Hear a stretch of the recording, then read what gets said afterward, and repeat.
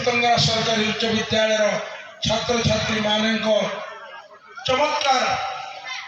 Mock assembly शैली उपस्थापन आमको अभिभूत करिछि एवं मंचरे सम्माननीय बीओ निजामुद्दीन साहब, सम्माननीय संयोजक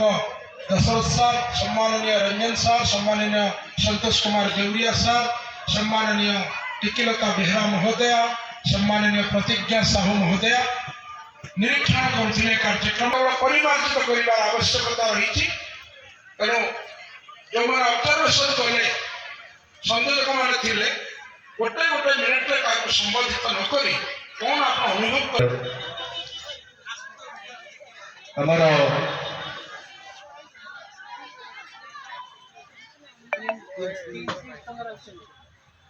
पीएम श्री उतंगरा उच्च विद्यालय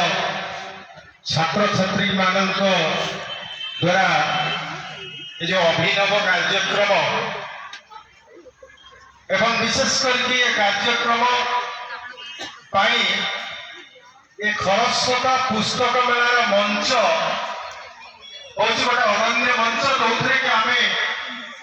जहाँ सब आम दक्षता अच्छी जेकोसी दक्षता आम पाखे अच्छी आम प्रतिपादित कर गोटे उपयुक्त मंच जहाँ आम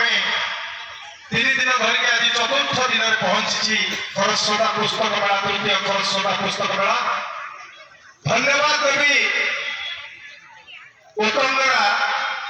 हाईस्कूल समस्त छात्र छात्री मान जो मैंने अंशग्रहण कर कार्यक्रम गोटे मात्र त्रुटि परिलक्षित करी जोटा कि मेजर त्रुटि कहले अत्युक्त हम मो दृष्टि सर मैंने कौन जे साधारणतः जिते प्रश्नोत्तर कार्यक्रम चली से प्रश्नोत्तर कार्यक्रम बेले बाचस्पति महोदय उपस्थित थे। तेणु जो विधायक विधायिका बंधु मैंने प्रश्न करुले विरोध दल से प्रश्न कला बेले बाचस्पति महोदय माननीय बाचस्पति दृष्टि आकर्षण करने कार्यक्रम उत्तर हूँ पदक्षेप नहीं। तेणु या बाद आपण मैंने जो भाई भाव में कार्यक्रम सब कथा ठीक ठाक है। विशेष करके मुझे देखिली आमर विरोध दल में जड़े 2 जन सदस्य सदस्य एवं विशेष करके जंगल परिवेश मंत्री बोधे आमर से बोधे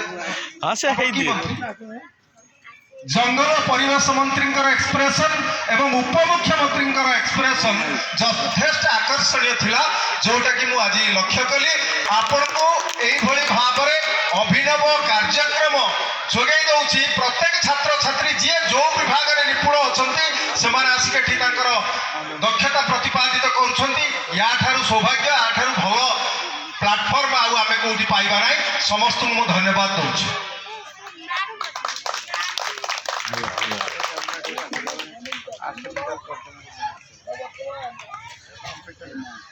दशरथ सार को निवेदन करी संतोष सार को अनेक अनेक धन्यवाद। आपण कोठी त्रुटि देखिले से त्रुटिरा पीएमसी विद्यालय उतंगरा प्रधान शिक्षक सुरेश बाबू आम निमंत्रण को रक्षा करी आम पुस्तक मेला